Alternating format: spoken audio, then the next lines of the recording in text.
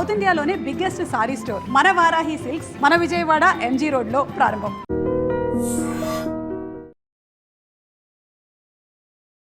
మామూలుగా ఎవరైనా 10th class pass అయ్యారనుకోండి cycle కొనిస్తారు. మీ father ఏంది బీరు పోపించారు? ఆ రోజు ఈవినింగ్ మా అమ్మ చెప్పింది, జనరల్ గా లైఫ్ లో వచ్చి అందరూ బయట వెళ్ళి చెడిపోతారు, ఈ ఇంట్లో వచ్చి తన్నే చెడగొడుతున్నారు.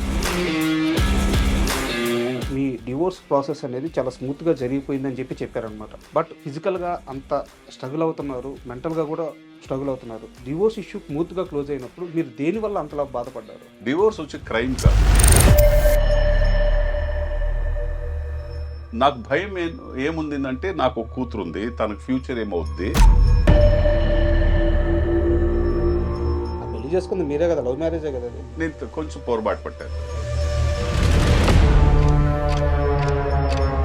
నాకు మీరు చాలా స్ట్రైట్ ఫార్వర్డ్ గా ఆన్సర్ చెప్పండి. దీనికి ఒక ఫిజికల్ నీడ్ అనేది ఉంటుంది కదా సార్, దాన్ని ఎలా కంట్రోల్ చేయగలుగుతున్నారు? మీరు ఫిజికల్ నీడ్ అంటే ఏమంటున్నారు? సెక్స్ గురించే మాట్లాడుతున్నాను. మీకు ఎవరు చెప్పారు నాకు సెక్స్ లేదని? ఎలా కంట్రోల్ చేయగలుగుతున్నాను? కంట్రోల్ చేయాలని అక్కర్లేదు నాకు.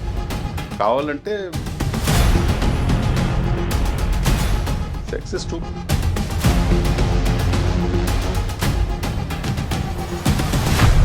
మిర్చి నుంచి ఒక్క చిన్న డైలాగ్. కన్ను రెప్పలు వాల్చకుండా చూడన్నా, దేవాగాడి కొడుకు తగ నరుకుతున్నా.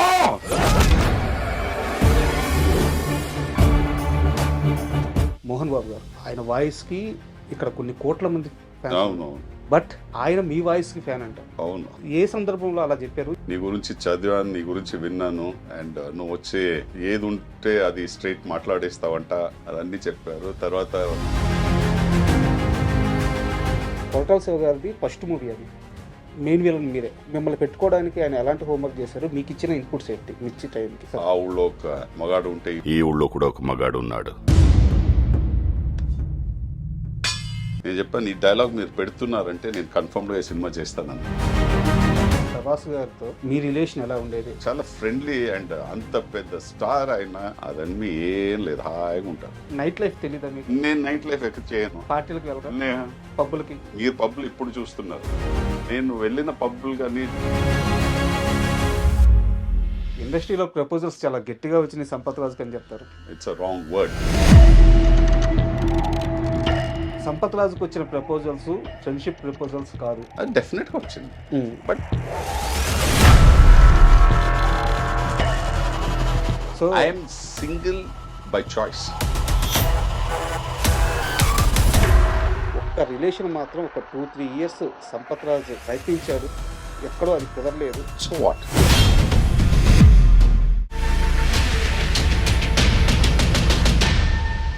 Hi, hello to everyone, welcome to my show.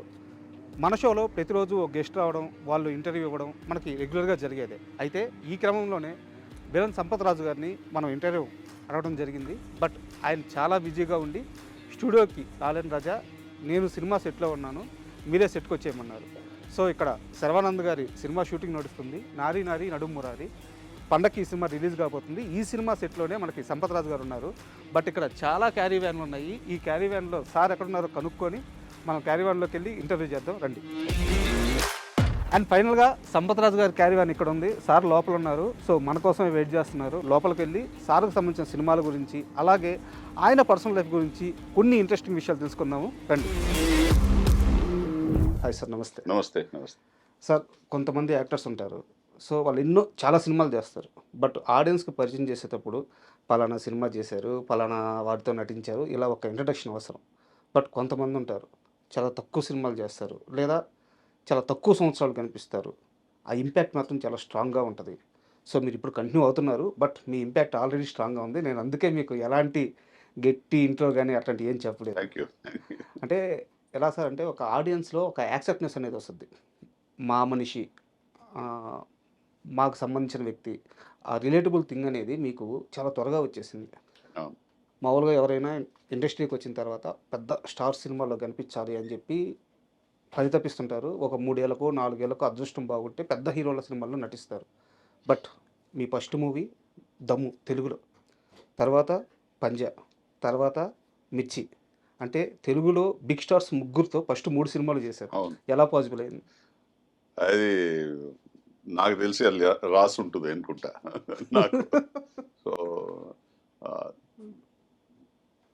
Dum వచ్చి నేను కన్ఫర్మ్ చేసేటప్పుడు నాకు అది జూనియర్ ఎన్టీఆర్ సినిమా అని తెలియదు, ఎందుకంటే హీరో పేరు నేను అడగలే, వాళ్ళు చెప్పలే. ఓకే. బట్ నేను సరే కథ వింటానని చెప్పిన తర్వాత నేను జస్ట్ క్యారెక్టర్ విన్నాను. బోయపాటి గారు మాట్లాడారు నాతో. మాట్లాడిన తర్వాత బ్రీఫ్ ఇచ్చారు. బ్రీఫ్ ఇచ్చి ఇలా ఉంది సంపత్, మీరు చేయండి, బాగుంటుంది అని చెప్పారు. నేను తర్వాత అడిగాను హీరో ఎవరంటే మన జూనియర్ ఎన్టీఆర్ గారు అన్నారు. నేను అప్పుడు అనుకున్నా సరే ఇది ఇంత సింపుల్ గా చెప్పేశారు ఆయన యాక్చువల్లీ. బట్ నాకు తెలుసు అది జూనియర్ ఎన్టీఆర్ సినిమా అంటే రీచ్ మళ్ళీ దాని ఒక స్కేల్ ఎలా ఉంటుంది. నేను ఎప్పుడు ఆ సినిమా స్టార్ట్ చేశాను, ఆ స్కేలు మళ్ళీ ఆ రేంజ్ చూసాను first day it self. So అప్పుడే తెలుసు నాకు ఇది ఒక మంచి సినిమా అండ్ డెఫినెట్ గా ఒక మాస్ సినిమా ఉంటుందని. అండ్ తర్వాత ఆ సినిమా అయిన తర్వాత నేను పంజా చేసేటప్పుడు నాకు విష్ణువర్ధన్ డైరెక్టర్ తెలుసు, కన్నడ మూవీస్ వల్ల. విష్ణువర్ధన్ వచ్చి మన చెన్నై నుంచి తెలుసు నాకు. సో విష్ణువర్ధన్ డైరెక్టర్ చెప్తున్నా. సో అతను వచ్చి నాకు ఏం చెప్పారంటే ఇది ఒక డిఫరెంట్ అయిన ఒక సినిమా ట్రై చేస్తున్నా, అటెంప్ట్ చేస్తున్నాను నేను.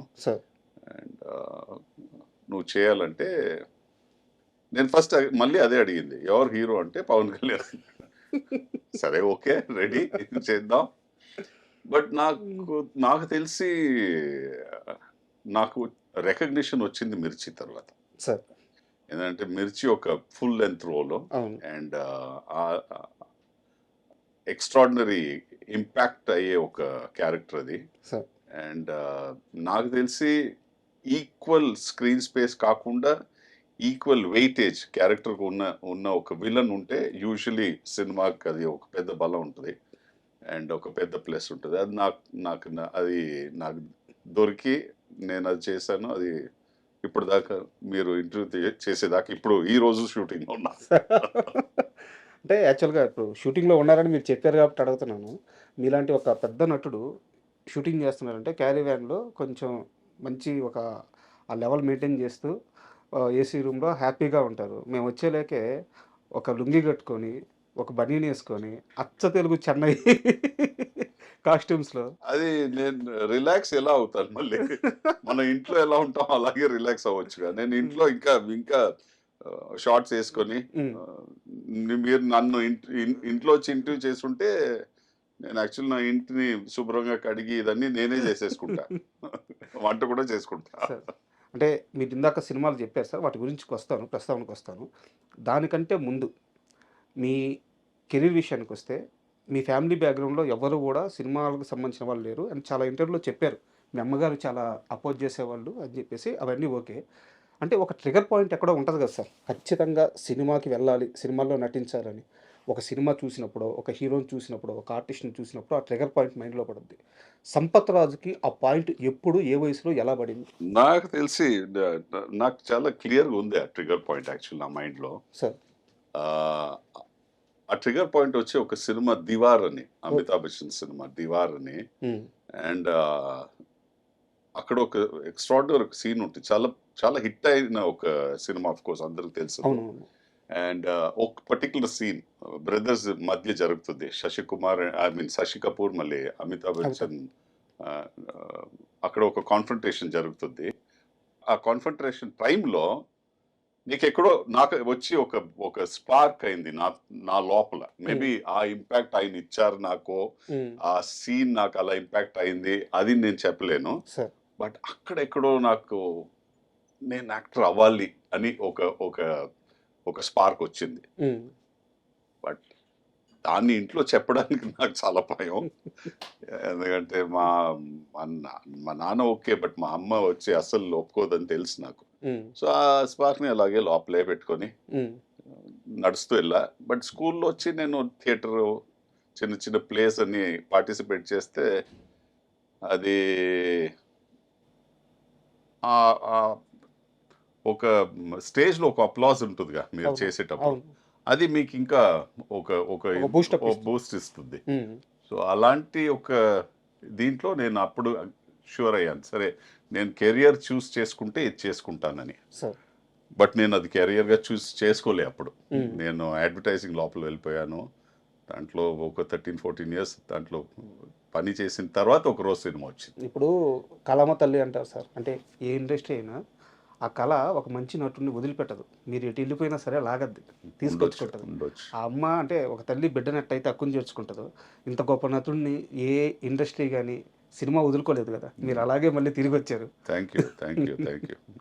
అండ్ మామూలుగా ఎవరైనా 10th క్లాస్ పాస్ అయ్యారనుకోండి పిల్లలు, సైకిల్ కొనిస్తారు, లేకుంటే వాడికి ఏదైనా సినిమాకి తీసుకెళ్తారు, మంచి ఫుడ్ కొనిస్తారు. మీ ఫాదర్ ఏంది బీరు పోపించారు? ఎందుకంటే ఇప్పుడు అందరు చేసేదేగా టీనేజ్లో, కాలేజ్ వెళ్తే ఫస్ట్ నేర్చుకున్నదే ఇలాంటిదే.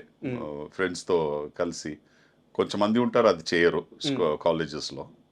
బట్ ప్రిడామినెంట్లీ జనరల్గా చూస్తే పర్సంటేజ్ ఇలాంటి సిగరెట్లు కానీ బియర్లు కానీ ట్రై చేస్తారు.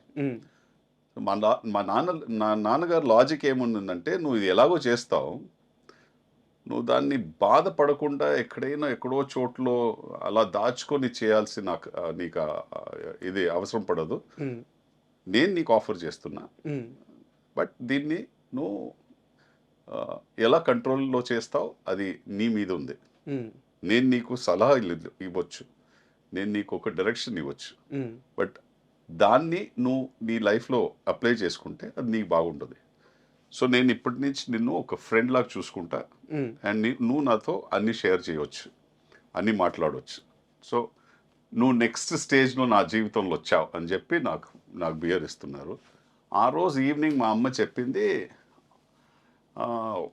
జనరల్గా లైఫ్లో వచ్చి అందరూ బయట వెళ్ళి చెడిపోతారు, ఈ ఇంట్లో వచ్చి నాన్న వచ్చి తన బిడ్డల్ని అతన్నే చెడగొడుతున్నాడు. బట్ నాకు నన్ను అడిగితే ఈరోజు మీరు యాక్చువల్లీ నాకు ఒక ఎక్స్ట్రాడినరీ ఒక ఎక్స్పీరియన్స్ దొరికింది అప్పుడు. ఎందుకంటే నేను ఏది దాచిపెట్టలే మా పేరెంట్స్తో. అండ్ నాకు వచ్చి ఎక్కడైనా వెళ్ళి ఊరు వదిలేసి ఎక్కడైనా పార్టీ చేసుకోవాలి అలాంటి ఒక మైండ్ సెట్ రాలే. ఎందుకంటే నాకు ఫ్రీడమ్ అంత ఉంది. సో నేను ఆ ఫ్రీడమ్ని ఎప్పుడు మిస్యూజ్ చేయలే. నేను ఆ సేమ్ ఫ్రీడమ్ని నా కూతురికి ఇచ్చా. సూపర్. అంతే. అండ్ అది నేను నేర్చుకున్న పెద్ద ఒక లెసన్ లైఫ్లో. మీరు నేర్చుకున్నది కాదు, మీ నాన్నగారు నేర్పించింది. అదే నేర్పించింది, నేను నేర్చుకున్నా. అంత గొప్ప ఫాదర్ దొరకడం అదృష్టం కదా. అవును, 100%. అండ్ మీ ఫస్ట్ మూవీకి వచ్చేసరికి ఏదో కన్నడ సినిమాకి ఆడిషన్ ఇవ్వడానికి వెళ్ళాను అని చెప్పారు. అండ్ ఆ టైంలో అంటే మీరు ఇది వరకు ఒక ఇంటర్వ్యూలో చెప్పిందే నేను అడుగుతున్నాను. ఆ టైంలో డివోర్స్ కొంచెం ఇబ్బంది పడి కళ్ళంతా లోపలికి వెళ్ళిపోయి చాలా బాధపడుతున్నాను. వాళ్ళకి అలాంటి క్యారెక్టరే కావాల్సి వచ్చింది. 13-14 కేజీస్ తగ్గాను నేను అప్పుడు ఈ ప్రాసెస్లో. సో వాళ్ళు వెతుకుతున్న క్యారెక్టర్ అలాంటి క్యారెక్టర్ కావాల్సని వెతుకుతున్నారు వాళ్ళు.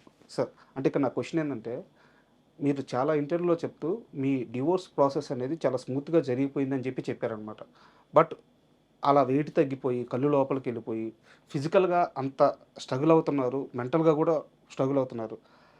డివోర్స్ ఇష్యూ స్మూత్గా క్లోజ్ అయినప్పుడు మీరు దేనివల్ల అంతలా బాధపడ్డారు?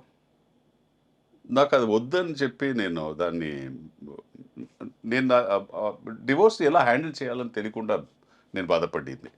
ఎందుకంటే ఇప్పుడు మీరు దాన్ని వెనక్కి చూస్తే నేను అంత ఒక స్ట్రెయిన్ తీసుకొని నాకు భయం ఏముందంటే, నాకు ఒక కూతురు ఉంది, తనకు ఫ్యూచర్ ఏమవుద్ది, తన ఇప్పుడు 15-20 సంవత్సరాల తర్వాత అడిగే క్వశ్చన్స్కి ఎలా నేను దానికి ఆన్సర్స్ ఇస్తానని ఒక బాధ అప్పుడు ఉండింది. బట్ లేటర్ స్టేజెస్ అందుకే నేను అంత దాన్ని చాలా పర్సనల్గా తీసుకున్నా. అంత పర్సనల్గా తీసుకోవడానికి నాకు తెలిసి ఈరోజు మీరు అడిగితే అది అంత పర్సనల్గా తీసుకోవడానికి ఏంటి పెద్ద గొప్ప విషయం కాదు. ఎస్, మనకి మన సపరేషన్ వచ్చి ఇద్దరు మనకి ఒకరికొకరు నచ్చలేదని లేదు. మన 2 డిఫరెంట్ పీపుల్. మనకి మన డే టు డే లైఫ్లో ఎన్నో ఒక సిచ్యువేషన్స్లో మనం కలిసి ఆలోచిస్తే ప్రాక్టికల్గా మనం వెళ్ళలేము. అప్పుడు ద బెస్ట్ సొల్యూషన్ ఇస్ మీరు మీ లైఫ్ డైరెక్ట్ మీరు ఎలా కావాలో అలా వెళ్ళడం, అలా వెళ్ళిపోతే బెటర్.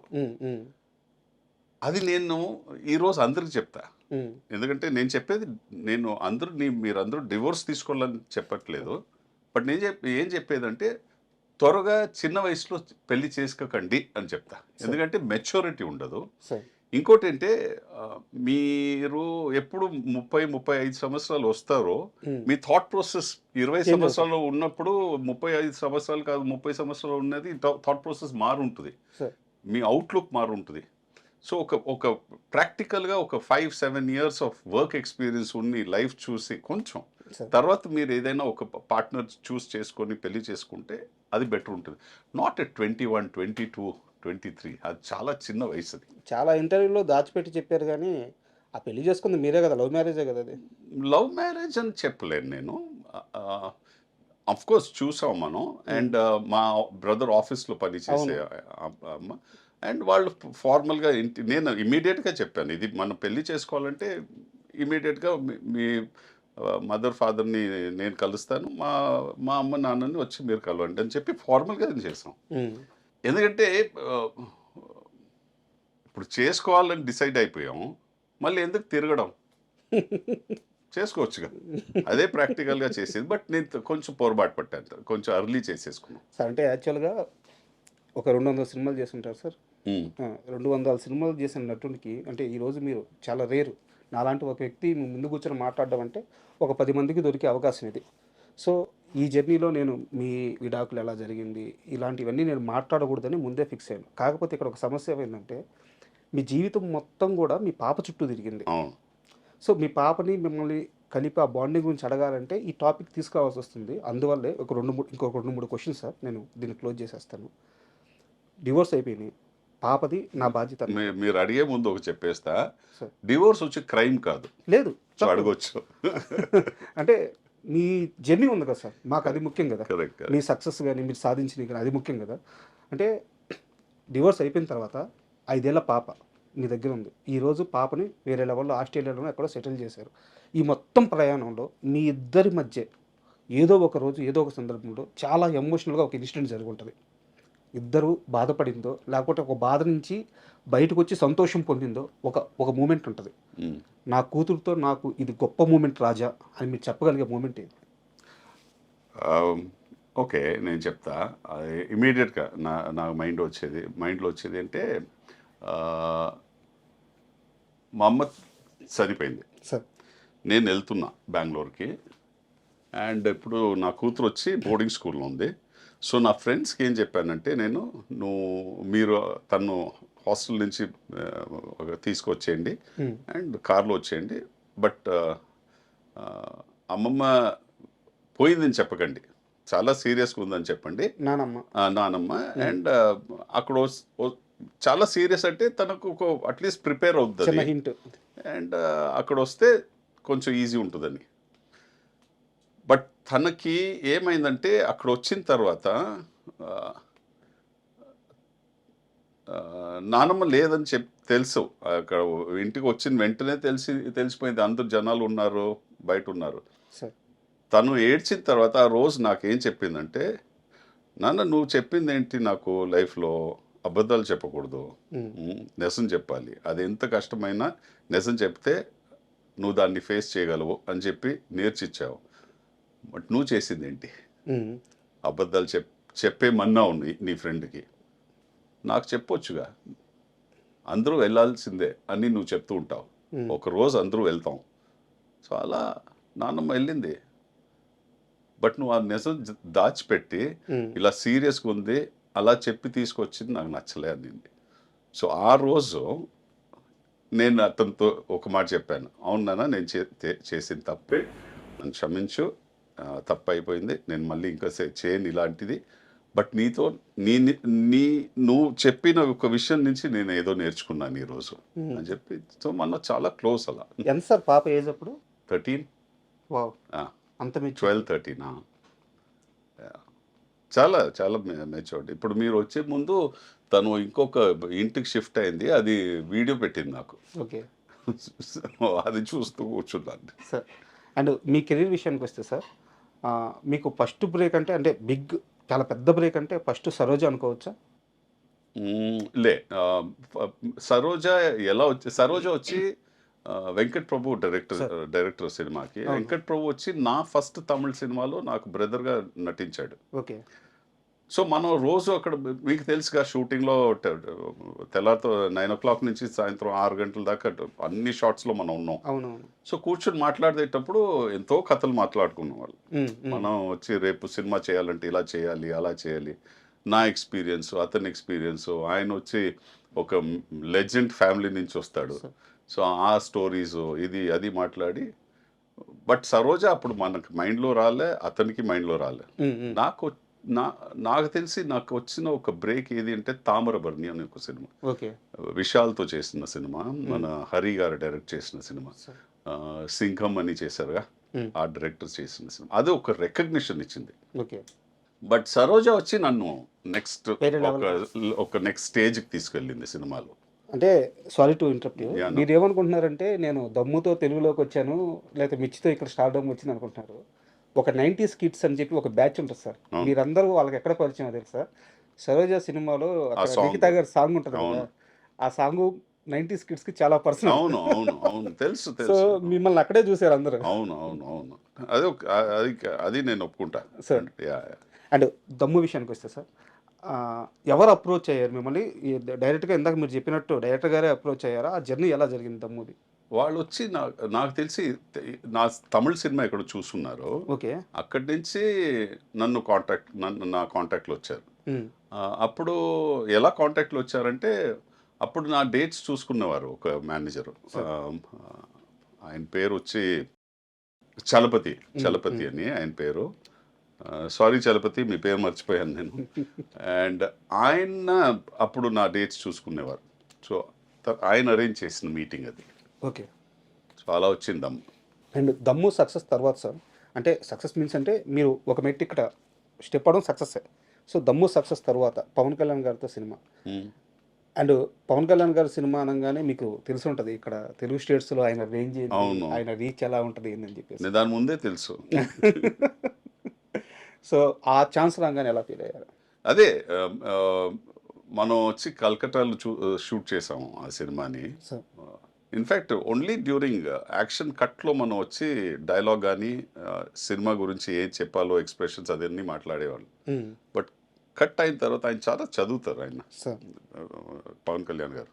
సో మనం ఎన్నో విషయాలు మాట్లాడుకున్నాం, ఎందుకంటే నేను చదువుతాను, ఆయన చదువుతారు. సో చాలా ఇన్ఫర్మేషన్స్ మనం ఎక్స్చేంజ్ చేసుకున్నాం. ఆయనకి చాలా ఇంట్రెస్ట్ అడ్వర్టైజింగ్లో నేనేం చేశాను, అడ్వర్టైజింగ్ ప్రాసెస్ ఎలా జరుగుతుంది, ఒక క్లయింట్తో మనం మాట్లాడిన తర్వాత ఆ క్రియేటివిటీని ఎలా డిసైడ్ చేస్తాం, ఎలా ప్రజెంట్ చేస్తాం, మార్కెట్ రీసెర్చ్ ఎలా అన్నీ ఆయన క్వశ్చన్స్ అడుగుతూ, అలాగే మన 15 దినాలు ఆయనతో నేను స్పెండ్ చేశాను. మనం ఎన్నో విషయాలు మాట్లాడాం, బుద్ధిజం గురించి మాట్లాడాం, స్పిరిచువాలిటీ గురించి మాట్లాడాం, ఎన్నో విషయాలు మాట్లాడాం. సో అప్పుడు నాకు తెలిసింది ఏంటంటే ఆయన వచ్చి ఒక స్ట్రాంగ్ స్పిరిచువల్ పర్సన్ ఆయన. నేను చెప్తున్నది నాకు అప్పుడు తెలిసింది. స్పిరిచువాలిటీ అంటే రిలీజియస్ కాదు. There is a difference between being religious and being spiritual. అది నాకు నచ్చింది, ఎందుకంటే నేను ఒక స్పిరిచువల్ జర్నీలో ఉంటాను. మీన్స్ మన అందరూ ఏదో వెతుకుతుంటాం కదా లైఫ్లో. ఆ వెతికేది వచ్చి రిలీజన్ కాదు, ఆ వెతికేది వచ్చి స్పిరిచువాలిటీ. మీరు ఎన్నో క్వశ్చన్స్ మీతోనే అడుగుతారు ఈ జర్నీస్. మనం ఇప్పుడు ఫర్ ఎగ్జాంపుల్ మీరు అడిగిన క్వశ్చన్ డివోర్స్, నేను అప్పుడు అడిగే క్వశ్చన్ ఏంటి, నాకెందుకు ఇది, నేనేం తప్పు చేశాను, మనకెందుకు అడుగుతాంగా. బట్ ఆ ప్రాసెస్ మీరు ఎలా ఆ ప్రాసెస్ని తీసుకొని ముందు వెళ్తారో అదే స్పిరిచువాలిటీ. సో నేను ఆయనతో ఎన్నో ఆ సబ్జెక్ట్ మీద ఎన్నో మాట్లాడుకున్నాం. సో ఎందుకంటే ఆయనకు అంత నాలెడ్జ్ ఉంది దాని మీద.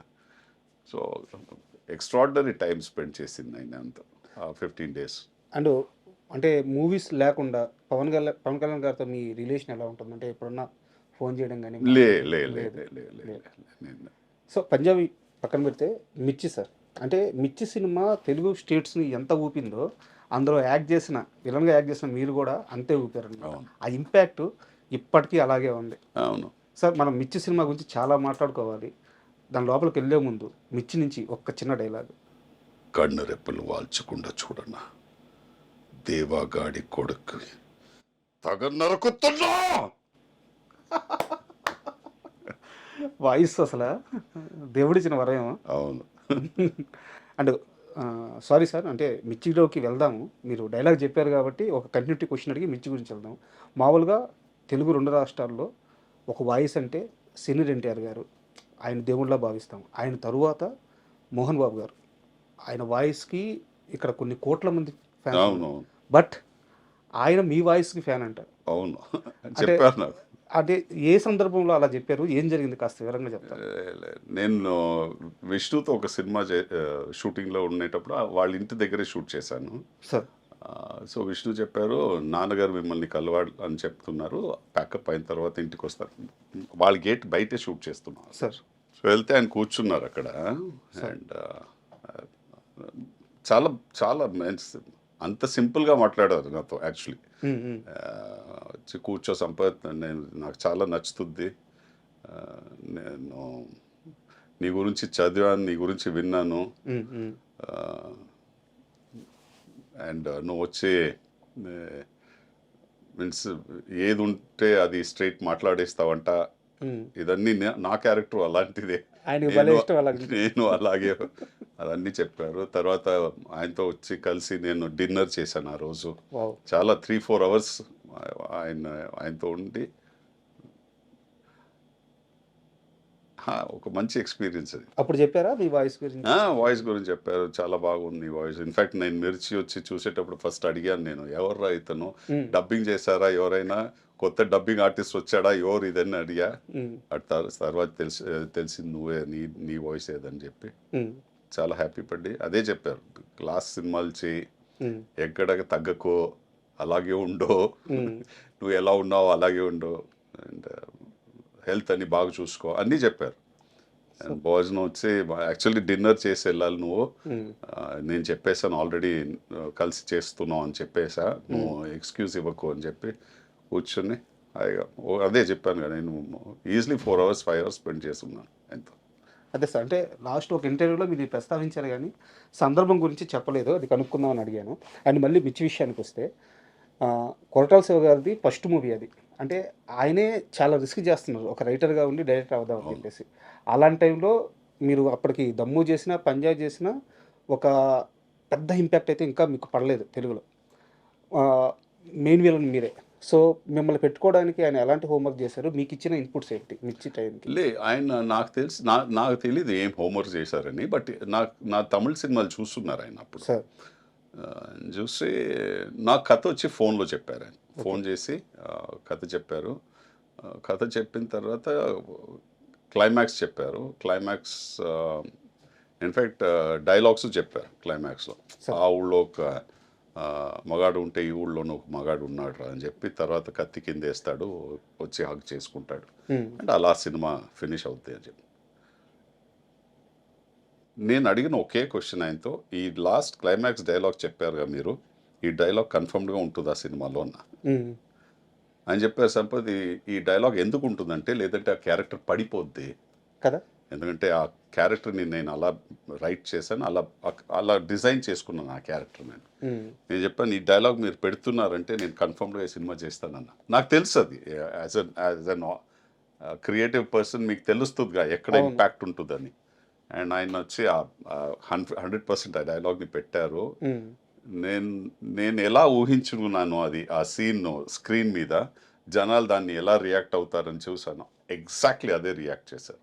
మీన్స్ ఆ డైలాగ్ ఆ క్యారెక్టర్ చెప్పిన తర్వాత, కత్తి కింద వేసిన తర్వాత థియేటర్లో ఒకే క్లాప్స్. సో ఆ ఇంపాక్ట్ నేను కొరటాల శివకి షూట్ చేసే ముందే చెప్పాను, ఈ సీక్వెన్స్ మీరు చూడండి, ఈ విలన్కి క్లాప్ వస్తుంది 100% అని. అండ్ అలాగే అయింది అది. అండ్ ఆ మూవీ షూటింగ్, ఆ జర్నీ మొత్తంలో ప్రభాస్ గారితో మీ రిలేషన్ ఎలా ఉండేది? Very good. ఆయన వచ్చి ఇంటి నుంచి అన్ని వంట చేసుకొని అన్నీ తెప్పేస్తారు ఆయన. ఫిష్ నుంచి ఇది అది మటన్ చికెన్ అదన్నీ తెప్పేస్తారు. సో ఎలా అంటే, నేను యాజ్ ఇట్ ఈస్ అప్పుడు చాలా హెఫ్టీగా ఉండేవాడు. నేను 98 kgs ఉన్నాను నేను అప్పుడే వర్కౌట్ చేసి. నేను ప్రభాస్ చెప్పేది, ప్రభాస్ నేను ఇంత తింటే ఇంకా వెయిట్ వేసేసుకుంటాను, నాతో ప్లీజ్ ఇవ్వకండి అని చెప్తే లేదు సంపత్ మనం డెఫినెట్గా తినాలి అని చాలా చాలా ఫ్రెండ్లీ అండ్ అంత పెద్ద స్టార్ అయినా అదన్నీ ఏం లేదు, హాయిగా ఉంటారు, అండ్ సింపుల్గా ఉంటారు. డబ్బింగ్ విషయంలో కూడా మీకు ఏదో సంపత్ నీకు కావాల్సినంత ఫ్రీడమ్ తీసుకో, ఖచ్చితంగా నువ్వే డబ్బింగ్ చెప్పి అదన్నీ అందరూ కానీ in fact first day it self చెప్పి మీరే చేయాలి ఇది, ఇంకెవరు చేయకూడదు, ఎందుకంటే ఈ ఫస్ట్ ఆఫ్ ఆల్ ఈ వాయిస్ యూనిక్ ఉంది, సెకండ్ మీరు ఈ ఈ ఈ స్లాంగ్ని పట్టేస్తే మనకు కరెక్ట్గా 100% హిట్ చేసేద్దాం మీ వాయిస్తో అని చెప్పి నేను అఫ్కోర్స్ నాకు తెలిసి నేను 3 రోజులు తీసుకున్నాను డబ్బింగ్కి దాన్ని ఆ సినిమా. ఓకే. అవును, ఎందుకంటే కొత్తగా వచ్చాను, మన తెలుగు ఆ స్లాంగ్ని పట్టాలి, ఆ డిక్షన్ లోపల వెళ్ళాలి. బట్ అందరూ నాకు చాలా సపోర్ట్ చేశారు. సో కొరటాల శివ కానీ, ప్రొడ్యూసర్స్ కానీ, వంశీ, ప్రమోద్, అఫ్కోర్స్ 100% ప్రభాస్, ఆయన చెప్పేశారు ఇంకెవరు కాదు సంపత్తి డబ్ చేయాలి ఈ సినిమా అని చెప్పేశారు. అండ్ అంటే నాకు తెలిసింది సార్, ఇది నాది తప్పు అయితే నా ఓట్స్ బ్యాక్ తీసుకుంటాను, మీరు కన్ఫర్మ్ చేయండి. మిర్చి అంత పెద్ద సక్సెస్ తర్వాత మేకర్స్ అంటే ప్రొడ్యూసర్స్ కానీ డైరెక్టర్స్ కానీ మీకు వరుసగా ఆఫర్స్ ఇవ్వడానికి రెడీ. బట్ తెలుగులో కొంతమంది హీరోలు సంపత్ని పక్కన విలన్గా పెట్టుకుంటే మేము మ్యాచ్ చేయలేము అని చెప్పేసి కొన్ని ప్రాజెక్ట్స్ మిస్ అయినాయి. అవునా? నాకు తెలియదు, దాకా రాలేదు అది. అలా ఏంటి రాలేదు. నేను అందరూ తర్వాత చేశాను కాబట్టి మహేష్ బాబుతో చేశా, అవునవును, అందరితో చేశా. చాలా వరకు ఏంటంటే మేకర్స్ రెడీ అంట, బట్ ఏంటంటే అక్కడ ఉండే హీరోలతో సమస్య అంట. నాకు తెలియదు అలా, నేను వినలే అలా, ఎక్కడ వినలేదు. అండ్ నాకు తెలిసి అలా ఉండదు సార్, ఎందుకంటే నేను యాక్ట్ చేసిన అన్ని హీరోస్ చాలా కాన్ఫిడెంట్ అయిన హీరోస్. సో నాకు ఒక్కసారి నేను చెప్పేది యాక్ట్ చేయని హీరోల గురించి. తెలియదు నాకు, మళ్ళీ తెలీదే, నాతో యాక్ట్ చేయలేదంటే నాకు ఎలా తెలుస్తుంది సార్. అండ్ మిర్చి అయిపోయిన తర్వాత మళ్ళీ అంతే ఇంపాక్ట్ఫుల్ అంటే శ్రీమంతుడు. సో శ్రీమంతుడు ఆయన కూడా కొరటాల శివ గారు ఆ సినిమాకు కూడా డైరెక్టర్. సో దానికి ఎలా పిలిచారు? కొరటాల శివ ఆయన వచ్చి శ్రీమంతుడు ఆయన రాసి ఆయన వెంటనే నాకు ఫోన్ చేసి చెప్పారు, సంపత్ ఇక్కడ మీరు కన్ఫర్మ్గా నాకు ఈ సినిమా చేయాలంటే 100% చేస్తాను. నేను నాకు కాన్ఫిడెన్స్ వచ్చేసింది, ఒక రైటర్ అంటే ఎలా రాయొచ్చని. సో అండ్ అఫ్ కోర్స్ ఇంకా పెద్ద స్టార్ మహేష్ బాబు, సో ఒప్పుకున్నా. బట్ అఫ్ కోర్స్ నా స్క్రీన్ స్పేస్ ఉండింది, అండ్ అది ఒక పెద్ద ఇంపాక్ట్ ఇచ్చిన సినిమా నాకు. అంటే శ్రీమంతుడు మొత్తం మీద ఈ పర్టికులర్ సీన్ నాకు బాగా నచ్చిందని చెప్పుకుంటే ఏం చెప్తారు? అది కన్ఫ్రంటేషన్ సీన్ ఉందిగా, మళ్ళీ ఇచ్చేయాలి ఆయన వస్తారుగా మన ఊరికి వచ్చి, అది ఆ సీన్ మీరు చెప్పింది, ఊరి నుంచి ఇవన్నీ తీసుకున్నారు తిరిగి ఇచ్చేయాలి, మీ అన్నదమ్ములు ఇద్దరు ఉంటారు పక్కన. అవునా? మంచి మంచి సూపర్ సీన్ అది. అండ్ మహేష్ బాబు గారి యాక్టింగ్ విషయానికి వస్తే ఆయన చాలా సెటిల్డ్గా, అంటే లౌడ్ యాక్టింగ్ అనేది ఉండదు, చాలా సెటిల్డ్గా ఉంటుంది. సో మీకు ఎలాంటి ఒక ఎక్స్పీరియన్స్ ఉంది మహేష్ బాబు గారు? మహేష్ బాబు వచ్చి ఒక న్యాచురల్ యాక్టర్. ఎందుకు న్యాచురల్ యాక్టర్ అని చెప్తానంటే, ఇప్పుడు మనం మాట్లాడుతున్నాం, రెగ్యులర్గా మాట్లాడుతున్నాం అంతే, ఆయన ఎలా అలాగే చేస్తారు షార్ట్లో. రియాలిటీలో మనం అలాగే చేసుకుంటాంగా అంతే సార్. మనం ఎగ్జాజరేటెడ్ ఎక్స్ప్రెషన్స్తో మాట్లాడాము. అవునా మీరు ఇంటర్వ్యూ చేస్తున్నారా, ఇలా చేయంగా, అవునా ఇంటర్వ్యూ చేస్తున్నారా అట. మహేష్ బాబుది అలాగే ఉంటుంది, ఇట్స్ యాజ్ నార్మల్ యాజ్ ఒక 2 మంది మాట్లాడుకుంటే ఎలా ఉంటుందో అలా ఉంటుంది. సో అది ఒక ఇంపాక్ట్ ఇంకా పెద్దగా ఉంటుంది అది స్క్రీన్ మీద కదా. ఒక ఆఫ్ కోర్స్ అతనిది ఆరా, అతనిది లుక్స్, ఆయన ఉన్న ఒక పర్సనాలిటీ అన్నీ ఇంకా యాడ్ అవుద్ది. అండ్ మూవీస్ విషయానికి కాస్త పక్కన పెడితే ఒక డైరెక్టర్తో సినిమా తీయకపోయినా పర్లేదు కానీ ఆయనతో కూర్చొని మాట్లాడితే చాలు అని చెప్పి ఆయన వెనక చాలా రోజులు పడ్డారంట. అంటే ఆయన సినిమా సెట్లో ఉండాలి, ఆయనతో మాట్లాడాలి. త్రివిక్రమ్ ఎందుకు సార్ అలా? నాకు చాలా నచ్చుతుంది ఆయన థింకింగ్ ప్రాసెస్, కానీ ఆయన చాలా కూల్ ఉంటారు. అది కాకుండా ఆయన సినిమాలు మీరు చూస్తే బ్యూటిఫుల్ మూమెంట్స్ ఉంటుందిగా. అవును, మీన్స్ ఒక గూస్ బంప్స్ వచ్చే మూమెంట్స్ ఉంటుంది ఆయన సినిమాలో.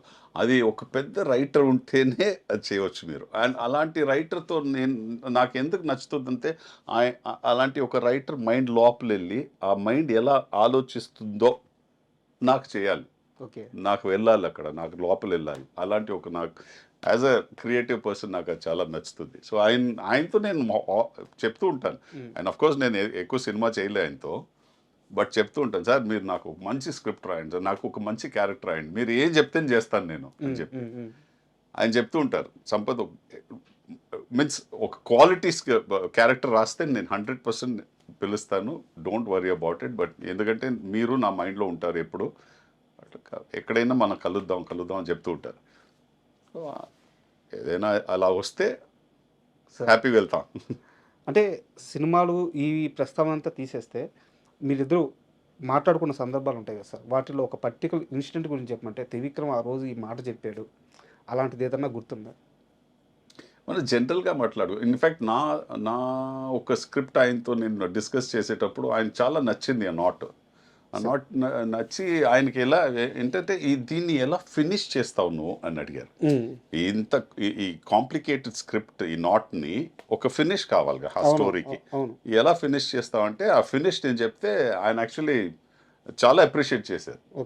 యూజువల్గా ఏమైపోద్దంటే అప్రిసియేషన్ ఇన్స్టాల్మెంట్లు ఇస్తాంగా, ఓ ఓకే ఓకే అంటారుగా, ఆయన అలా ఓ సూపర్ సంపత్, నేను ఇది ఆలోచించలే, ఎలా ఆలోచించావు నువ్వు, ఫెంటాస్టిక్, ఆ డైలాగ్స్ ఏం పెడతావు నువ్వు, బట్ దీన్ని ఇలా చేయవచ్చుగా, ఇది ఈ లైన్స్ ఇలా పెట్టి, ఎందుకంటే ఆయన రైటర్ వచ్చేసారుగా బయట, ఈ లైన్ ఇలా చెప్పొచ్చు అని చాలా చాలా ఎంకరేజ్ చేశారు. సో ఆయనకు వచ్చి ఏంటంటే నీ లోపల ఒక రైటర్ ఉన్నాడు, ఆ రైటర్ను ఒకరోజు బయట తీసుకురావాలి, నువ్వు ఖచ్చితంగా కథలు చెప్పాలి, ఎందుకంటే బాగుంది ఇలాంటి స్క్రిప్ట్స్. నేను ఎన్నో స్క్రిప్ట్స్ అతనితో డిస్కస్ చేసేవాడిని షూటింగ్ లొకేషన్స్లో. అండ్ మీరు కథల విషయం తీసుకొచ్చారు కాబట్టి సంపత్ రాజ్ అంటే లైఫ్లో, అంటే మీ లైఫ్ మొత్తం చూశాను సార్ నేను ఇంటర్వ్యూలో, కాబట్టి మీ జర్నీ మొత్తం నేను చెప్పలేను. మీరు డే 1 సినిమాల్లోకి రావాలనుకున్నప్పటి నుంచి, డివోర్స్ దగ్గర నుంచి, పాపను ఎలా పెంచాలి దగ్గర నుంచి, ఎవ్రీథింగ్ ఒక ప్లానింగ్తో, ఒక ఎగ్జిక్యూషన్తో వచ్చారు. సో మీ మైండ్లో ఒక సీడ్ పడిందంటే అది ఇంప్రూవ్ అయ్యేదాకా మీరు వదిలిపెట్టరు. బట్ ఒక 2 విషయాలు మాత్రం మీరు మధ్యలో వదిలేశారనిపిస్తుంది. నా దగ్గర ఒక 3 కథలు ఉన్నాయి, ఖచ్చితంగా సినిమాలు తీయాలి అని చెప్పేసి గతంలో ఒకసారి ఒక మాట అన్నారు. ఇది కాకుండా సెకండ్ వన్ వచ్చేసి ఒక రూరల్ బ్యాక్గ్రౌండ్లో టూరిజం లాగా ఏదో ప్లాన్ చేస్తున్నాను అని చెప్పారనమాట. ఈ 2 విషయాల్ని పట్టుకొని ఉన్నారా, వదిలేశారా? లేదు, ఉంది ఇంకా ఉంది. ఎందుకు డిలే అవుతున్నాయి? స్టోరీ విషయాలకు వస్తే ఆ స్క్రిప్ట్ వచ్చి ఒక స్ట్రాంగ్ ఉమెన్ ఓరియంటెడ్ సబ్జెక్ట్ అది సార్. సో నాకు అలాంటి ఒక హీరోని దొరకాలి, ఎవరు వెళ్ళొచ్చు ఈ స్క్రిప్ట్ని. సో చూద్దాం, ఒక స్టేజ్కి వచ్చింది ఇప్పుడు, అది నెక్స్ట్ స్టేజ్ వెళ్తే ఖచ్చితంగా చెప్తాను మీకు. ప్రొడక్షన్ మీరే ఉండొచ్చా? ప్రొడక్షన్ నేను కాదు, బయట ఉంటారు. డైరెక్షన్ నేను కాదు, ఓన్లీ రైటింగ్లో ఉంటాం, మన క్రియేటివ్ సైడ్లో ఉంటాం. ఒక చాలా ఇంపార్టెంట్ అయిన డైరెక్టర్, చాలా ఇండస్ట్రీలో ఒక పేరు ఉన్న ఒక డైరెక్టర్కి నరేట్ చేసి ఆయన చాలా హ్యాపీ, ఇన్ఫ్యాక్ట్ ఆయన చేస్తారని ఒప్పుకున్నారు. ఓకే. సో ఇప్పుడు మనం ఒక హీరోయిన్, ఎందుకంటే ఎక్కువ ఎమోషన్స్ ఉన్నాయి ఆ సినిమాలో. ఒక అమ్మకి కూతురికి ఫాదర్ మధ్య జరిగే ఒక స్టోరీ అది. సో అలాంటి ఒక ఇంపాక్ట్ఫుల్ క్యారెక్టర్ని ఎగ్జిక్యూట్ చేసే ఒక హీరోయిన్ కావాలి. షార్ట్ లిస్ట్ చేసి ఇప్పుడు వాళ్ళకి వెళ్ళి చెప్పాలి నేను.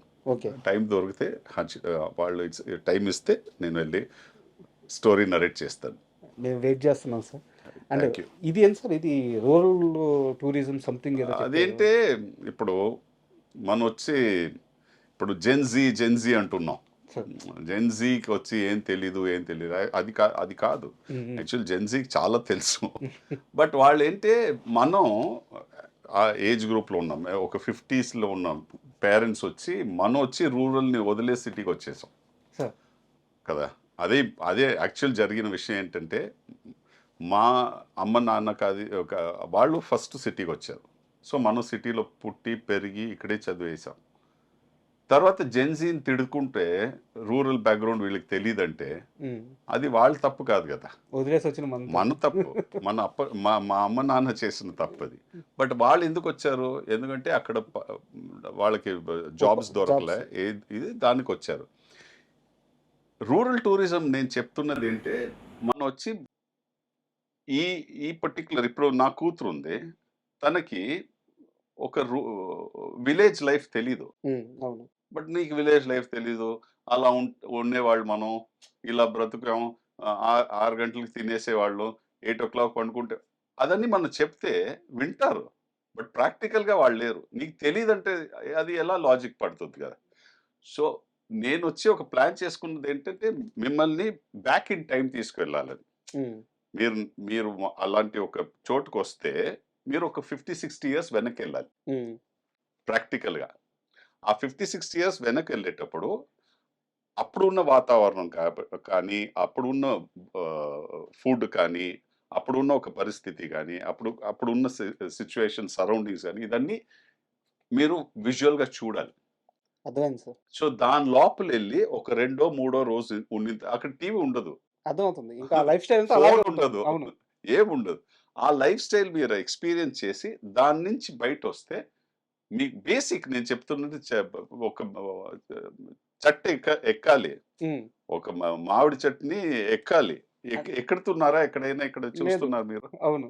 ఆ బేసిక్ చేయట్లేదు మనం. హ్మ్. మనం ఏం చేసేసాం? వాళ్ళని తిడతాం వాళ్ళు తెలీదని. బట్ మనం చేసిందేంటి? బ ఆ రియల్ ఎస్టేట్‌కి దాన్ని అమ్మేసాం.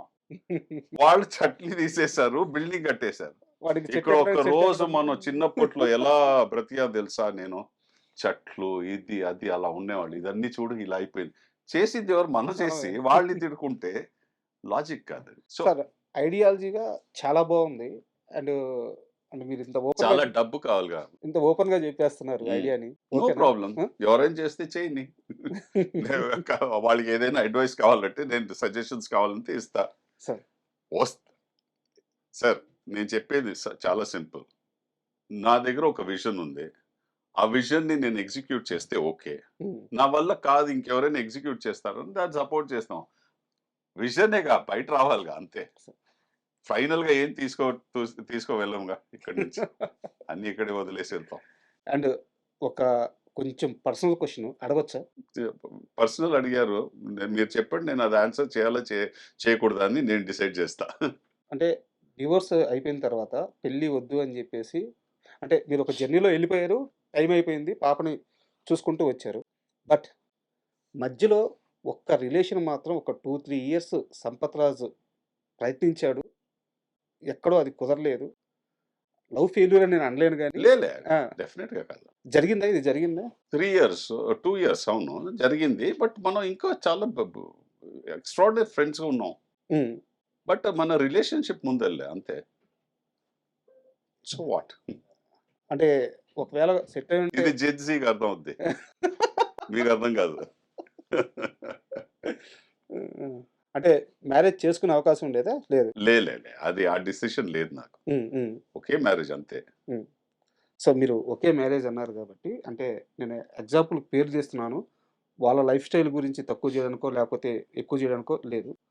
ఆర్ నారాయణమూర్తి గారని జెప్పి మనకి తెలుగులో చాలా స్టార్ డైరెక్టర్, స్టార్ హీరో. మీకు పీపుల్ స్టార్ అంటారు ఆయన్ని. మీకు ఐడియా ఉంటదేమో. సో, ఆయన ఇలాగే పెళ్లి జేసుకోలేదు. బట్ ఈ మధ్య రీసెంట్‌గా ఒక ఇంటర్వ్యూలో ఓపెన్ అయ్యారు. తప్పు జేశానేమో ఆయనంతా గూడా ఆయన సినిమాలన్నీ గూడా ఒక ఉన్నత భావాల కోసం, పేదల కోసం ఇలాంటి మనిషనమాట. చాలా గొప్ప వ్యక్తి. పెళ్లి చేసుకోకుండా తప్పు జేశానేమో, ఇప్పుడు నాకు వయసయిపోయింది. ఒంట్లో కొంచెం శక్తి అయిపోయిన తర్వాత, ఇంటికొచ్చిన తర్వాత ఒక తోడుంటే బాగుండేది. హ్మ్. నాతో పాటు ఒక మనిషి ఉంటే బాగుండేది. మీరెవరు ఈ తప్పు చేయొద్దు అని జెప్పి ఆయన మాట్లాడారు. చాలా గొప్ప వ్యక్తి ఆయన. సో, నిజం గూడా ఆ మాటలు. ఎప్పుడైనా ఇప్పుడు అనిపిస్తుందా? ఒక మనిషి తోడుంటే బావుంటది అని? ఇదన్నీ ఒక పర్సనల్ జర్నీ కదా! హ్మ్. ఆయన జర్నీ ఆయన చెప్పారు మీకు. హ్మ్. హ్మ్. నా జర్నీ అలా ఉండొచ్చు, ఉండకపోవచ్చు. అహా! ఉందా? లేదా? అలా లేదా? నాకు ఇప్పటిదాకా అలా నేను అలా థింక్ చేయలే. హ్మ్. నేనేదో ఒంటరిగున్నా, హ్మ్. ఇంట్లో నేనే ఉంటున్నా. హ్మ్. అవన్నీ అలా ఆలోచించలే. ఏ ఎందుకంటే నాకు ఫస్ట్ ఆఫ్ ఆల్ ఆ థాట్ ప్రాసెస్ రాలే. సార్. సెకండ్ వచ్చి నేను ఎన్నో విషయాలు చేస్తూ ఉంటాను లైఫ్‌లో. హ్మ్. సినిమా కాకుండా గోల్ఫ్ ఆడతాను. హ్మ్. ఆహ్, నాకు ఫ్రెండ్స్ ఉన్నారు. హ్మ్. వంట చేస్తాను. హ్మ్. రాస్తాము. హ్మ్. సో, చాలా చేస్తూ ఉంటాం. సో, జనాలు చుట్టూ ఉన్నారు నాతో. సార్. ఒక తోడు లేకపోవచ్చు. హ్మ్. బట్ అది నాకు పెద్ద ఒక వాక్యూమ్ చూడలే నేను. సార్ అలా వస్తే చూస్తాం, రాకపోతే ఓకే.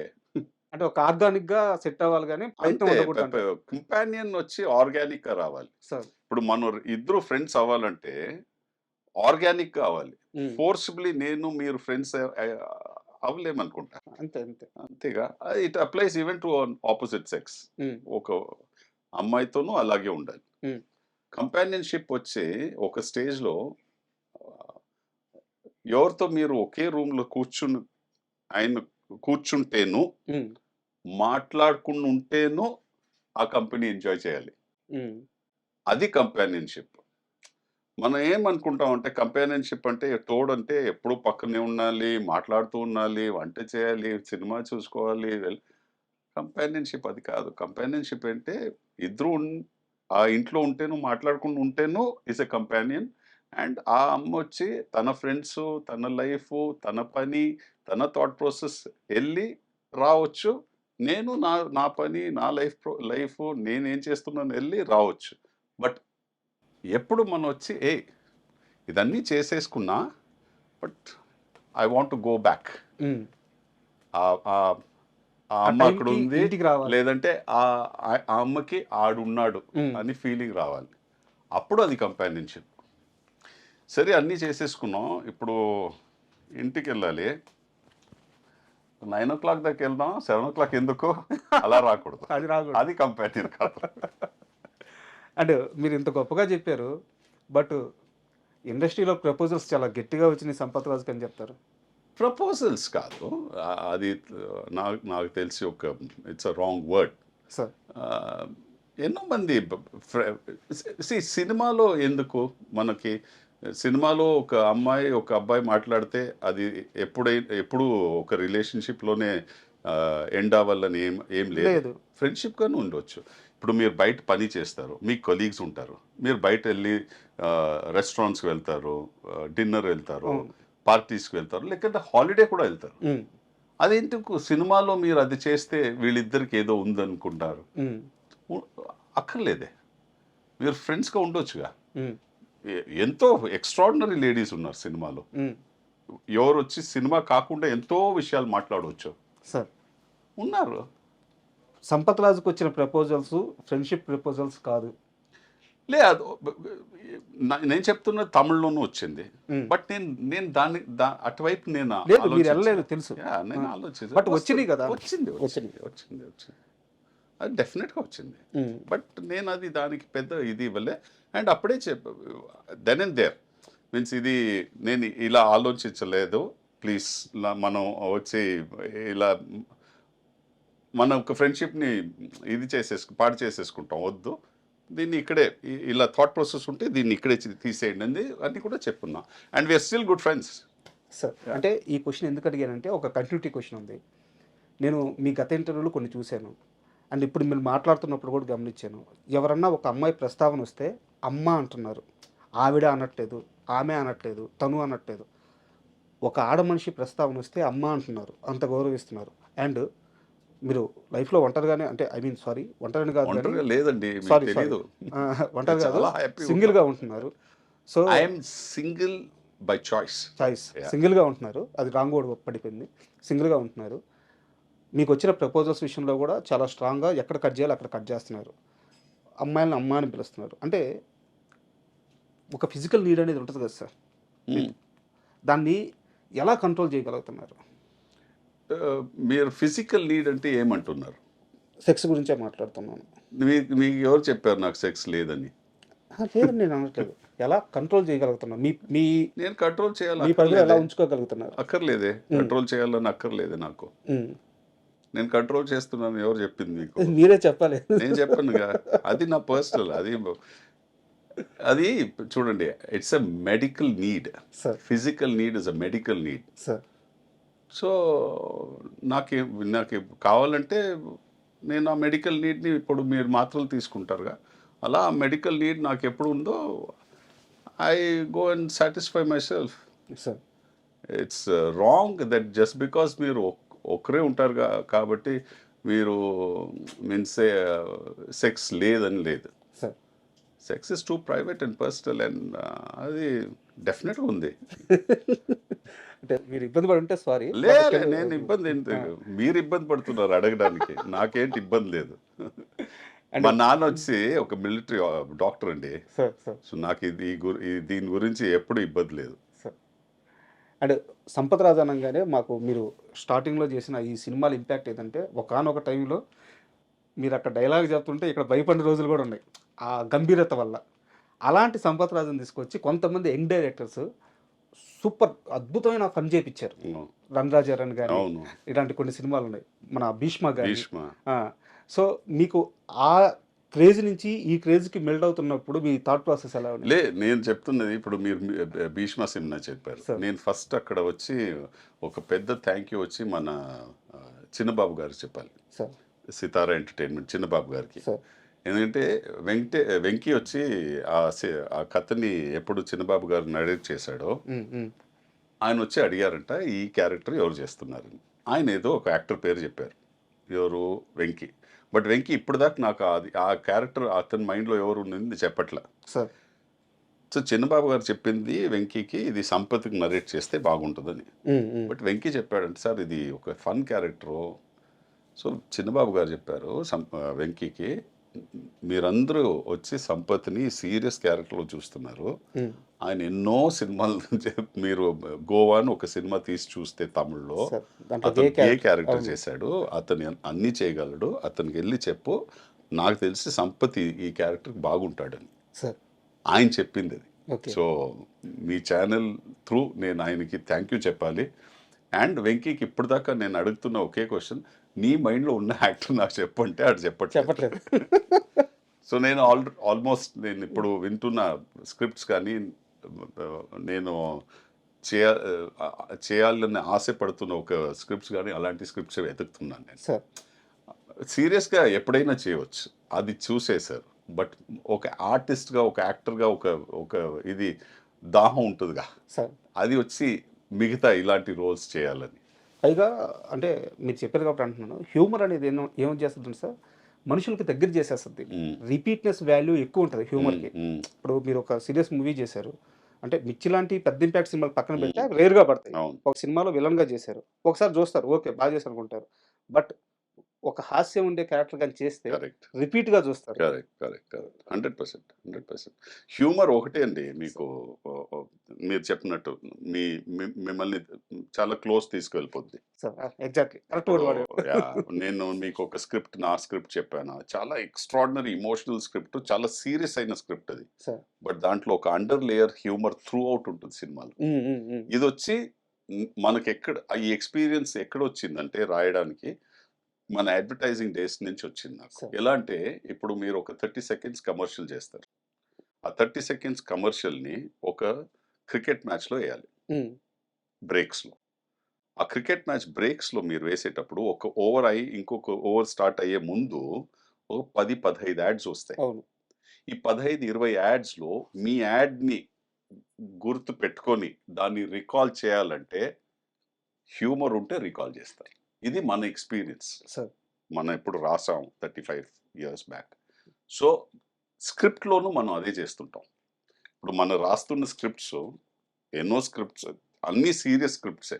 ఇమోషన్ అంటే ఒకే ఇమోషన్ కాదుగా, బట్ ఆ ఇమోషన్లో అండర్ బెల్లీలో మీరు ఒక దాంతో వస్తున్న ఒక ఫీలింగ్ చూస్తే ఒక హ్యూమర్ వస్తూ ఉంటుంది. ఆ హ్యూమర్ ఇంపాక్ట్ ఎలా ఉంటుందంటే రికాల్ వాల్యూ ఎక్కువ. Correct sir. అదే అండ్ మీరు సౌత్లో నాకు తెలిసి అన్ని భాషల్లో చేశారు మూవీస్. నాకు మీరు చాలా స్ట్రైట్ ఫార్వర్డ్గా ఆన్సర్ చెప్పండి దీనికి. తెలుగు ఇండస్ట్రీలో మాత్రమే మీరు చూసిన గొప్పతనం ఏంటి, తెలుగు ఇండస్ట్రీలో మాత్రమే ఉన్న సమస్య ఏంటి? పర్సనల్గా మీరు అడిగితే నేను ఇప్పుడు దాకా సమస్య ఏంటి ఫేస్ చేయలే తెలుగులో. ఎందుకంటే నాకు ఇప్పుడు మీరు దమ్ము నుంచి చెప్తున్నారు 2011 అది 2025 వచ్చేసాం. నేను సమస్య ఏంటి చూడలే. ఇది ఫ్రాంక్గా చెప్పాల్సిన ఒక ఆన్సర్. సమస్య చూసుంటే చెప్పేసేవాడిని. నేను ఒక గొప్పతనం చూసింది ఏంటంటే ఇక్కడ యూనిటీ చాలా స్ట్రాంగ్ ఉంది, ప్రొడక్షన్ యూనిటీ, ప్రొడక్షన్ క్వాలిటీ చాలా స్ట్రాంగ్ ఉంది. అండ్ ప్రొడక్షన్ వాల్యూస్ చాలా స్ట్రాంగ్ ఉంది. ఉమ్, అది కాకుండా ఇక్కడ మనం ఒక మాట ఇచ్చేస్తే ప్రొడక్షన్ సైడ్ నుంచి ఆ మాటకి నిలబడతారు. ఉమ్, నేను యాజ్ అన్ యాక్టర్ అదే విట్నెస్ చేసింది. Sir. సో అది ఒక గొప్ప విషయం కదా. ఉమ్, అంతే కదా. ఈ రోజు ఉన్న ఒక సిచ్యువేషన్ లో ఉమ్, ఏది నేను కమిట్ చేస్తాను నీతో సంపత్, దానికి నేను ఆనర్ చేస్తానని చెప్పేది వితౌట్ ఈవెన్ రైటింగ్ లో. ఉమ్, సమ్ టైమ్స్ వితౌట్ రైటింగ్ అనేది ఎన్నో అగ్రిమెంట్స్ ఉంటుంది. అది Sir. పక్కన పెడితే ఎన్నో విషయాలు మనం ఓవరాల్ గా చెప్పేసుకుంటాం. చెప్పేసుకుంటాం. దాని మీద నిలబడేది ఉమ్, ముందుగా, సార్. అది ఎక్స్ట్రాడినరీ. అయితే సంపత్ రాజుకి టాలీవుడ్ లో రెమ్యునరేషన్ ఆపేసిన లేకుంటే సగం ఇచ్చిన నిర్మాతలు ఎవరు లేరు. అలా నేను ఇప్పుడు దాకా ఒక్కరిని చూడలా. మీరు చాలా అదృష్టవంతులు అయితే. అవునా? ఇంకోటి ఏంటంటే చూడండి, అది నేను చెప్తున్నది ఇంపాక్ట్ వచ్చి రెండు సైడ్ లో ఉండాలి. సార్. ఎలా అంటున్నాను, ఇప్పుడు మీరు ఒక ప్రొడక్షన్ హౌస్ నా దగ్గర వచ్చారు. సార్. ఓకే, నా దగ్గర వచ్చి డైరెక్టర్ వస్తారు, కథ చెప్తారు అని చెప్పారు. కథ నచ్చింది, ఒప్పుకున్నా, మీరు వచ్చి రెమ్యునరేషన్ మాట్లాడతారు. ఇప్పుడు మీరు రెమ్యునరేషన్ మాట్లాడిన తర్వాత నేను చెప్పేది ఏంటంటే, మీరు అగ్రిమెంట్ వేసి ప్రాపర్గా అగ్రిమెంట్ ఎలా ఉందో అలా ఫాలో అయితే మనం చేద్దాం అంటాను. ఉమ్, మీ ఇంటెన్షన్ నన్ను ఎలాగైనా చీట్ చేయాలి, ఇతనికి డబ్బులు ఇవ్వకూడదంటే ఇదన్నీ చేయరుగా, ఉమ్, మీరే వెళ్ళిపోతారు. సో నేను అలాంటి వాళ్ళతో పని చేయలేనే. ఉమ్, ఎందుకంటే ఫస్ట్ ఆఫ్ ఆల్ మీరే రారు. సార్. ఎందుకంటే ఒక అగ్రిమెంట్ లేకుండా నేను పని చేయను. ఉమ్, సో మీరు మీ ఇంటెన్షన్ వచ్చి స్ట్రైట్ కాదంటే మీరు రారుగా. సార్. అండ్ రెండోది, నేను ఇప్పుడు కాదు, నేను ఎప్పుడు ఉండను అలా లైఫ్లో. మీన్స్ సరేరా పని వచ్చేసింది, ఏదో చేసేద్దాం, ఏం వస్తుందో తర్వాత చూసుకుంటాం, అలాంటి క్యారెక్టర్ కాదు నేను. ఉమ్, నేను చాలా చాలా particular. క్లియర్గా పర్టికులర్గా అన్ని చెప్పేసి తర్వాత నేను చేస్తాను. సార్. సో అక్కడ మీకు ప్రాబ్లం రాదు. మీరు మీ లోపల క్లారిటీ ఉండాలి ఫస్ట్. సార్. అండ్ మీరు గతంలో ఒక విషయంలో కోర్టు వరకు వెళ్ళారు. శరణ్య గారితో మీ ఎక్స్ వైఫ్ అని విడాకులు అని. అది తప్పది, అది రాంగ్ న్యూస్. Wrong news. మీరు కోర్టుకు కూడా వెళ్ళినట్టున్నారు. లే దీనికి ఛానల్ కి నేను నోటీస్ నోటీస్ పంపించారు. పంపించాను. వాళ్ళు ఎక్కడ ఉన్నారో తెలియదు. అది ఫేక్ న్యూస్, చాలా సర్క్యులేట్ అయిపోయింది. బట్ ఈరోజు మీ ఇంటర్వ్యూ అని చెప్పి నేను ప్రిపేర్ అవుతుంటే స్టిల్ ఇంకా యూట్యూబ్లో శరణ్య గారు మీ ఎక్స్ వైఫ్ అని వీడియోలు ఉన్నాయి, ఆర్టికల్స్ ఉన్నాయి. నేను శరణ్య చిన్న గారు చిన్న వాళ్ళ ఫ్యామిలీ, నేను అంత క్లోజ్ సార్, ఫ్రెండ్స్. అంటే నేను చెప్పేది ఏంటంటే చిన్న చిన్న ప్లాట్ఫామ్స్ కాదు సార్, మీడియాలో చాలా పెద్ద ప్లాట్ఫామ్స్ అయినా చాలా వాటిల్లో కూడా స్టిల్ ఇంకా అవే ఆర్టికల్స్ ఉన్నాయి, అవే వీడియోస్ ఉన్నాయి. దీన్ని ఏం చేయలేరా? ఏం చేయాలి, నేను తెలియదే, నాకు ఉమ్, ఎలా చేయాలో తెలియదే. మీకు తెలుసుంటే చెప్పండి, నేను చేస్తాను. అది సార్. మీ ఛానల్ గురించి త్రూ చెప్తాను. అది ఫేక్ న్యూస్, మీకు తెలుసు, అందరికీ తెలుసు. వాళ్ళ ఫ్యామిలీ నాకు చాలా క్లోజ్. వాళ్ళకి 2 కూతురు ఉన్నారు, 2 డాక్టర్స్. ఇప్పుడు రెండో అమ్మాయికి ఎంగేజ్మెంట్ జరిగింది, నేను వెళ్ళలేకపోయా ఎందుకంటే షూటింగ్ లో ఉన్నా. సో అంత క్లోజ్ మనం, నవ్వుకుంటాం అంతే. మీరు ఇప్పటికే చాలా సార్లు ఆ విషయంలో క్లారిటీ ఇచ్చినట్టున్నారు. అది ఎవరో ఏదో ఒక ఛానల్ పెట్టింది, అప్పుడు ఆ ఛానల్కి ఏదో నేను ఒక నోటీస్ నాకు లాయర్ నుంచి పంపిస్తే అది రిటర్న్ వచ్చేసింది. అలాంటి అడ్రస్సే లేదు అక్కడ. ఓకే. సో తర్వాత ఎవరు చెప్తాను, ఇప్పుడు అన్ని ఛానల్స్ వస్తుంటాయి, నేను అన్ని ఛానల్స్కి పంపలేనుగా. ఎందుకంటే ఇప్పుడు మీరు దాన్ని మీ ఛానల్ వేశారనుకోండి, మీరేం చెప్తారు, ఆ ఛానల్ వచ్చింది కాబట్టి ఆ న్యూస్ తీసే మనం వేసామని నేను మీకు నోటీస్ పంపిస్తాను. And for more videos, please subscribe to iDream. Please subscribe to iDream. Please subscribe iDream. And please subscribe to iDream. For more videos, subscribe to iDream. please like, share and subscribe to the channel. Congratulations, iDream. Subscribe to iDream. Subscribe to iDream. So subscribe to iDream Media. iDream ki iDream team andarki huge congratulations. Please subscribe iDream Media. Please subscribe to iDream. Subscribe iDream. Please subscribe to iDream. iDream అంటే నా కళల ఛానల్ను subscribe చేసుకున్న నోరు తిరుగుతలేదు, మీరైతే గంట గుర్తు కొట్టండి. For more such videos, please subscribe to iDream. Subscribe to iDream. Please subscribe to iDream. Please subscribe iDream Media. Please do subscribe to iDream. Please subscribe to iDream Media. For best entertainment and information, please subscribe iDream. And don't forget to subscribe to iDream.